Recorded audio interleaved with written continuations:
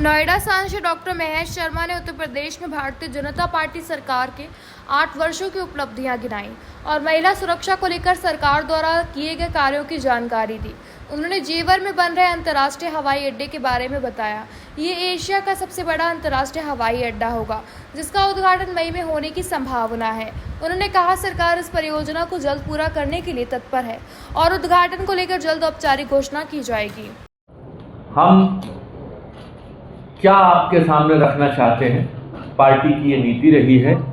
यशस्वी प्रधानमंत्री नरेंद्र मोदी जी और मुख्यमंत्री योगी आदित्यनाथ जी की इस जोड़ी ने जो बदलाव पिछले 10 वर्षों से केंद्र सरकार में और पिछले 8 वर्षों से उत्तर प्रदेश में हुए हैं, वह आपके सामने है। भारत सरकार की नीति रही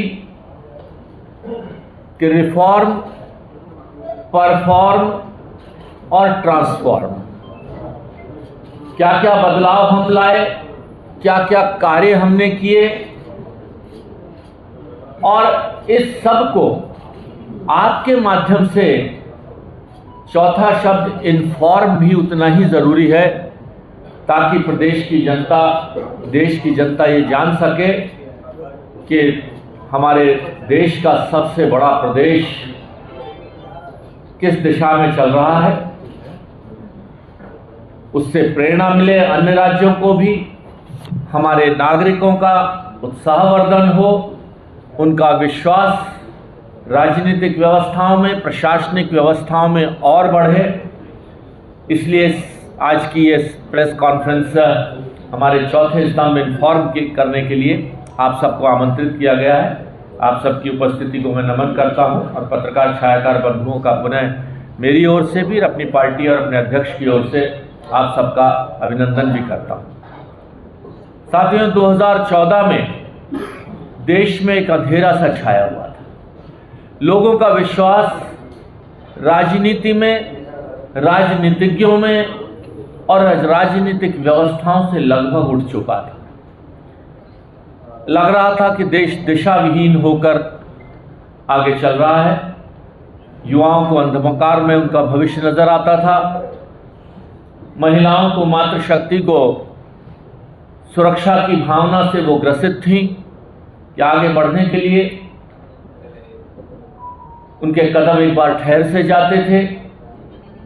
उद्योगपतियों के दिल में एक चिंता रहती थी कि कानून व्यवस्था खराब होने की दिशा के कारण उत्तर प्रदेश खास तौर पर और हमारा पश्चिम उत्तर प्रदेश विशेष तौर पर इस बात से चिंतित था कि ये गिरती हुई कानून व्यवस्था आखिरकार आर्थिक दृष्टि से प्रदेश को कहां तक ले जाएगी।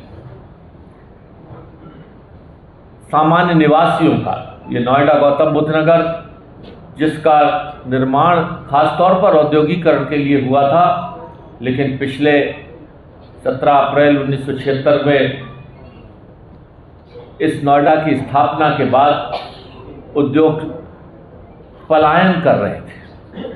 उद्योगपति डरे हुए थे। यहाँ रहने वाले लोग कानून व्यवस्था की चिंताओं के कारण अपने आशियाने अलग अलग क्षेत्रों में, अलग अलग प्रदेशों में भी बनाए हुए थे। यहाँ तक कि कानून व्यवस्था की स्थिति को देखते हुए मेरे ही एक उद्योगपति साथी ने कहा कि महेश, एक अपना घर कहीं इधर उधर और भी बना लो, नोएडा का भविष्य न जाने आने वाले समय में क्या होगा। उन सभी विषयों पर कुठाराघात करते हुए माननीय प्रधानमंत्री नरेंद्र मोदी जी और योगी जी के नेतृत्व में जो परिवर्तन आए हैं वो आपके सामने है। आज उत्तर प्रदेश, पश्चिम उत्तर प्रदेश, गौतम बुद्ध नगर का ये क्षेत्र पूरे देश के लिए नहीं बल्कि विश्व के लोगों को आमंत्रित कर रहा है कि यहाँ किस तरह वो अपना उद्योग लगाएं। विश्व के कोने कोने से लोग आकर इस महानगरी गौतम बुद्ध नगर में रहने के लिए अपना आशियाना बना रहे हैं। देश नहीं, विश्व के कोने कोने से छात्र यहाँ शिक्षा ग्रहण करने आ रहे हैं। अभी पिछले दिनों माननीय मुख्यमंत्री जी यहाँ की एक यूनिवर्सिटी, शारदा यूनिवर्सिटी में आए थे तो वहाँ से घोषणा हुई मंच से कि 92 देशों के छात्र उस यूनिवर्सिटी में पढ़ते हैं, जिसकी स्थापना इस अपने गौतम बुद्ध नगर में हुई। और उन्होंने ये माना कि आज गौतम बुद्ध नगर, आज नोएडा अलग दिशा में चल पड़ा है। यह हम सब के लिए गर्व और गौरव की बात है। जब निवेश की बात हुई तो 4 लाख करोड़ के रुपए के निवेश में से 26% अकेले गौतम बुद्ध नगर नोएडा में हुआ।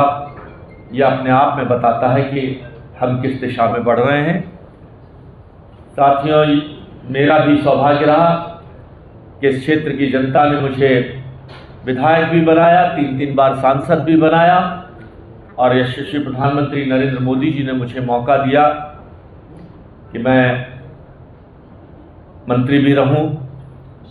आज ही लगभग मुझे उन्होंने समय दिया 20-25 मिनट का, जिसमें यहाँ के क्षेत्र के लिए और उत्तर प्रदेश के लिए, मैं अभी वहीं से ही मीटिंग से आ रहा हूँ, कि वो चिंतित भी हैं और उत्साहित भी हैं कि उत्तर प्रदेश और ख़ास तौर पर ये गौतम बुद्ध नगर, जब मैंने उन्हें बताया कि आज आपके द्वारा शुरू किया गया वह एयरपोर्ट 30,000 करोड़ रुपए की लागत से आपके उद्घाटन के समय के इंतज़ार में बैठा है, कभी भी मई के महीने के अंदर हम लोग उसका उद्घाटन करने की तैयारी कर रहे हैं।